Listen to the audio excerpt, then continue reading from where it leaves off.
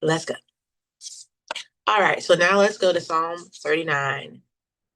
Break it open, break open the Bible. We break it open. We break it open the Bible. We gonna get to work and we reading this Bible. Eat up, eat up, eat up. Let's go. Scroll in. Mm-mm, mm-mm. Scroll in. Mm-mm, mm-mm. Scroll up. Mm-mm, mm-mm. Just scroll in. Uh-oh. It might be a new album. Oh,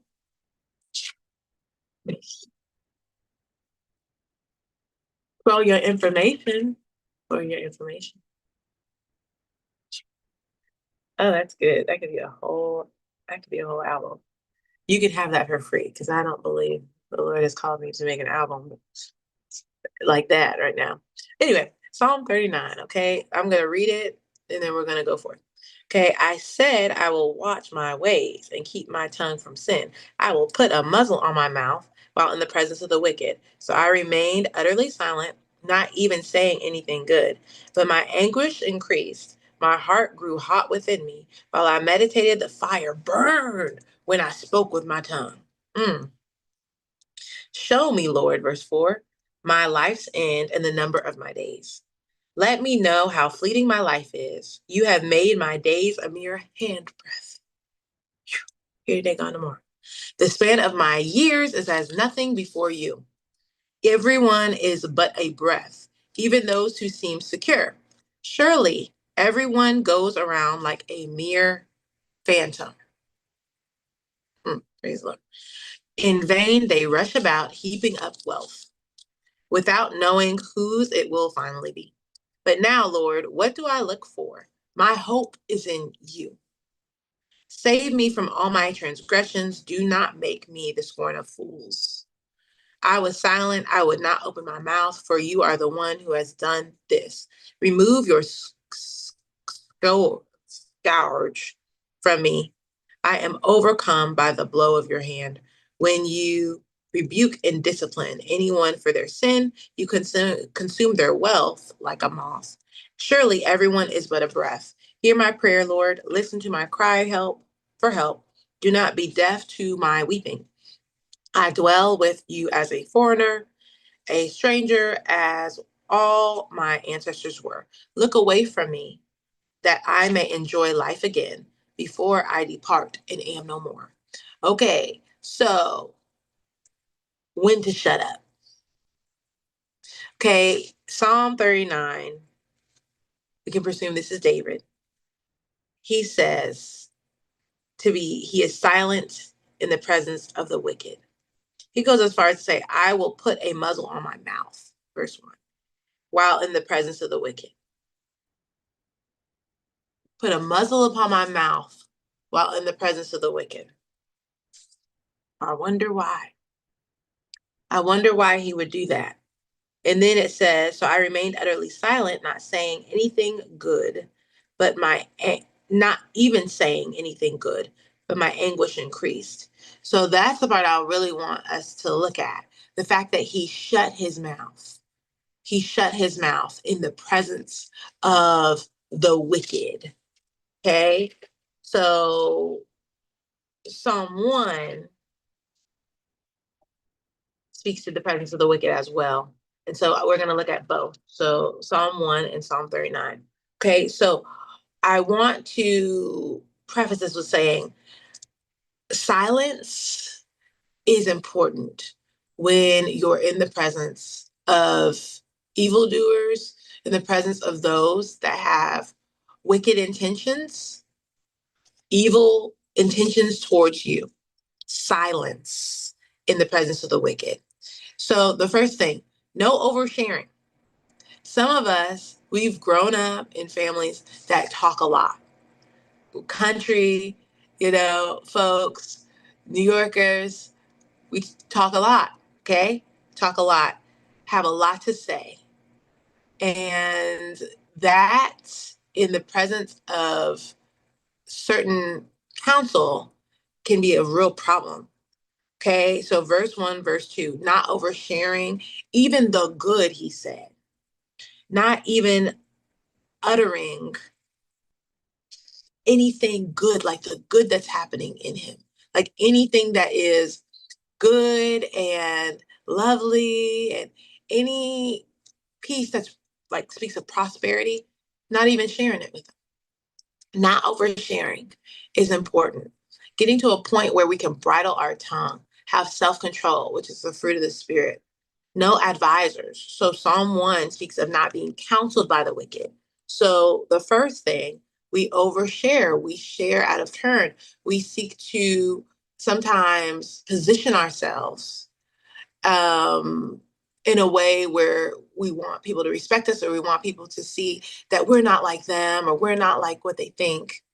Oversharing, okay? Because the enemy is very crafty, and he will want you to feel like you have to go above and beyond in sharing, in making yourself look like you belong, in order for the enemy to hear information to be used against you later.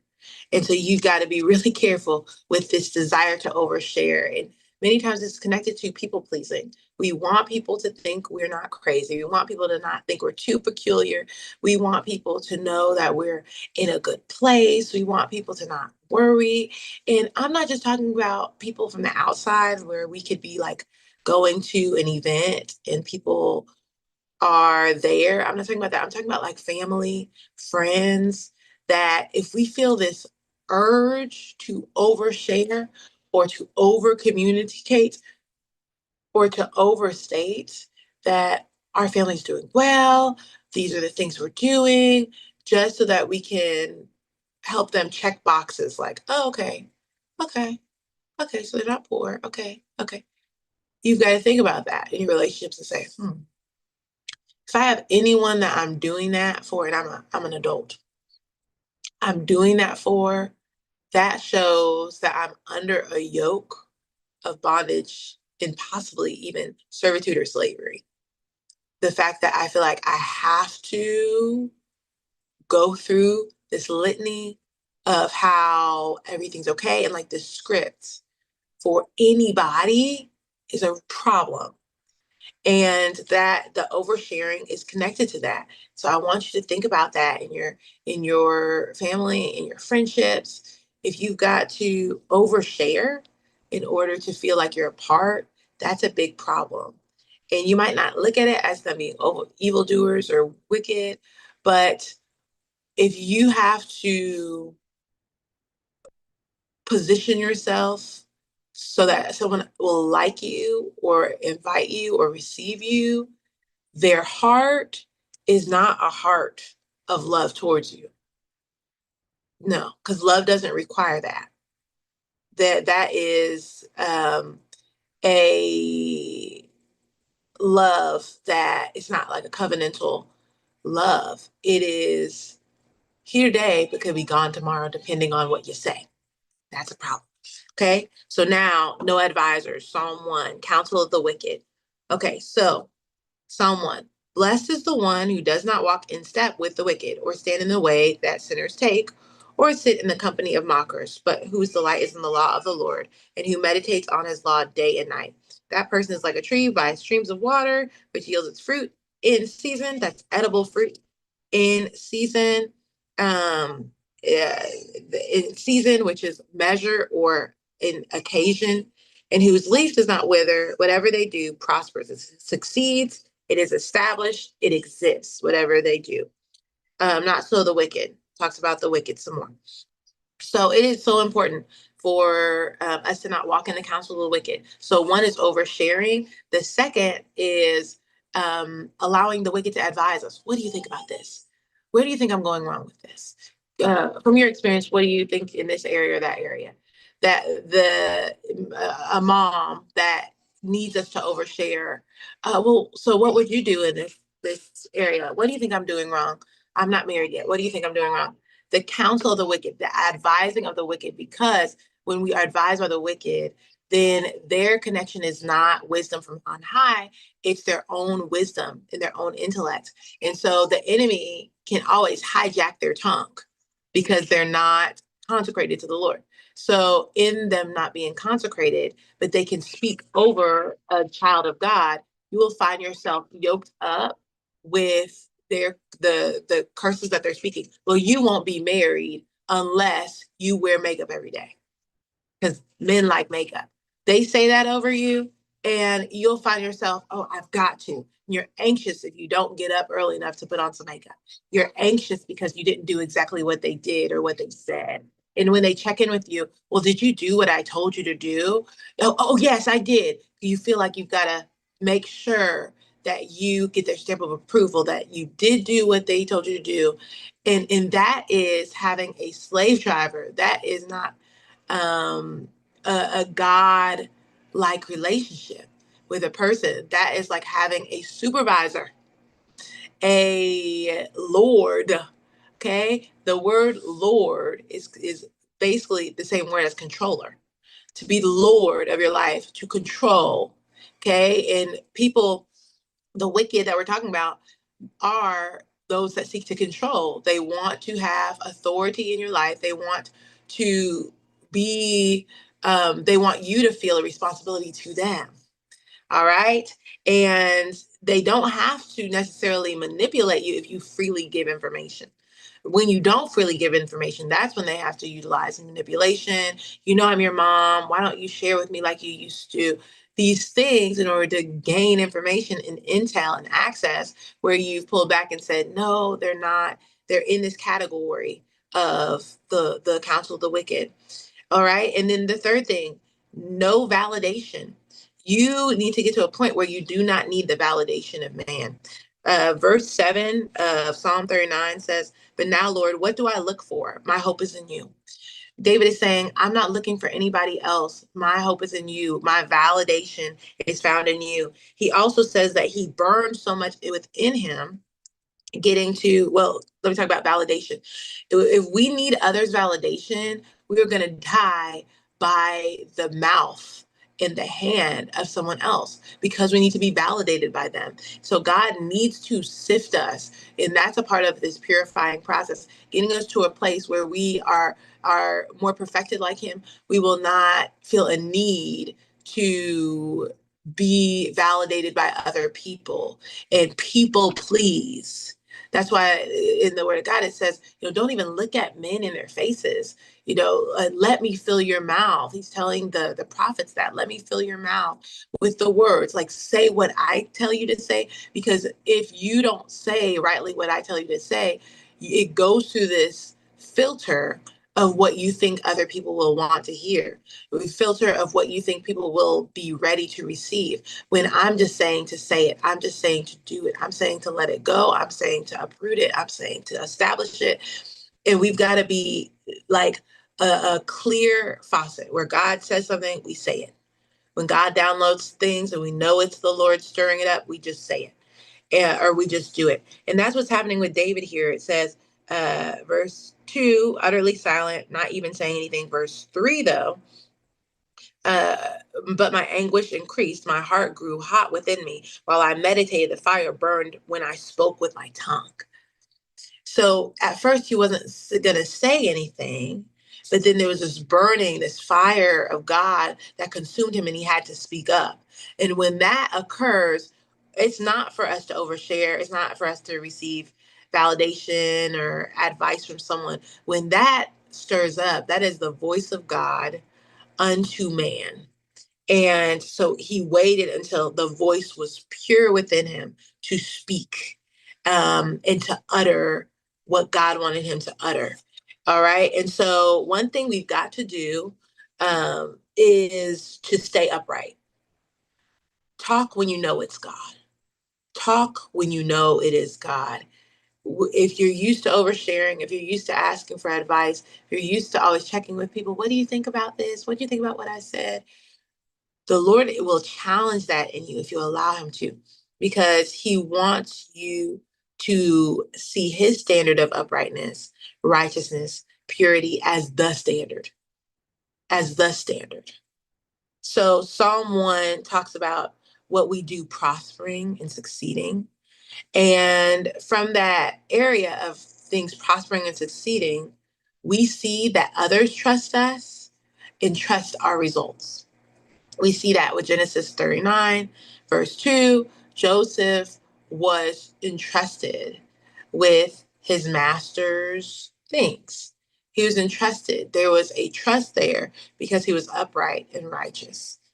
There's prosperity always connected to uprightness, righteousness. Even for Job, he lost, but he gained greater in latter years. His latter years was greater than his former years. Still speaks to prosperity. Jacob, with his father-in-law and him working that extra time, and God allowed for his cattle to do so well. I mean, prosperity, success. And that was Jacob for being upright and righteous. Daniel, we see because of his uprightness, his righteousness, he prospered in the den of lions. We see that with Shadrach, Meshach, and Abednego. They prospered in that fiery furnace. Prospering is connected to uprightness, and people will trust you. People will trust those results, and the Lord will be glorified through your prosperity. So, uh, the fat portions, it speaks of even with Cain and Abel. Cain um, and Abel. Let's go back. Let's go there. I was just there this morning, and it's worth checking out. Hopefully, I can find. Oh yeah, I can see it. In the beginning, Cain and Abel. Now Abel kept flocks, and Cain worked the soil. In the course of the time, Cain brought some of the fruits of the soil as an offering to the Lord, and Abel also brought an offering, fat portions from some of the firstborn of his flock. The Lord looked with favor on Abel and his offering. We know what happened to Cain. Okay, fat portions, fat, prosperity, success, more than enough. That is the God that we serve. When we walk, not in the path of not in the counsel of the wicked, but in the path of the upright and righteous.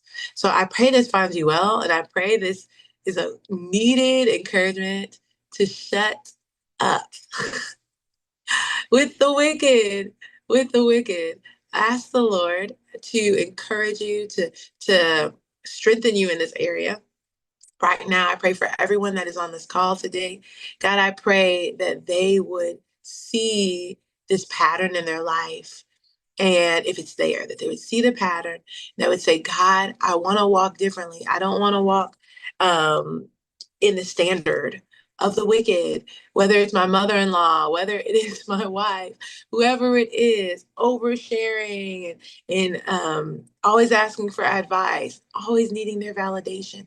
I want to be upright. I want to be righteous. I want to be steady. I want to be secure in you. And I want to bring forth much fruit in this hour. I want the fruit of my life to be fattened like a calf. I want the fruit of my life to be a portion to be more than was expected. And God, I want the seed of my life to bring forth a harvest, a harvest of souls, a harvest in any other area that you'd like to ask the Lord to bring the harvest in. All right. I pray for you. I love you all out there. I pray that you would write me a comment. Let me know how this found you. If this was an on-time word for you, I'd love to hear it. God